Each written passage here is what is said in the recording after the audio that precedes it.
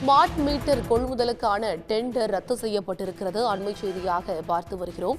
இது குறித்தான கூடுதல் தகவல்களை வழங்குவதற்காக செய்தியாளர் கண்ணன் இணைகிறார். கண்ணன், விரிவான தகவல் என்ன? தமிழகத்தில் உள்ள விவசாய இணைப்பு தவிர அனைத்து இணைப்புகளுக்கும் ஸ்மார்ட் மீட்டர் பொருத்தும் திட்டத்தை ஒன்றிய அரசு நிதி உதவியுடன் செயல்படுத்த தமிழ்நாடு அரசு முடிவு செய்தது. அதன்படி முதல் கட்டமாக 8 மாவட்டங்களில் 82 லட்சம் ஸ்மார்ட் மீட்டர்களை கொள்முதல் செய்வதற்கான டெண்டர் கோரப்பட்டுள்ளது.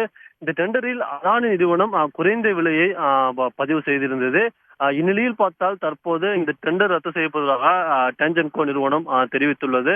அது குறிப்பாக அது தெரிவித்துள்ள காரணத்தில் குறைவான தொகையை அதானி நிறுவனம் குறிப்பிட்டிருந்தாலும் அந்த தொகை மின்சார வாரிய பட்ஜெட்டுக்கு அதிகமாக இருந்ததால் டெண்டர் ரத்து செய்யப்பட்டுள்ளதாக தெரிவிக்கப்பட்டுள்ளது.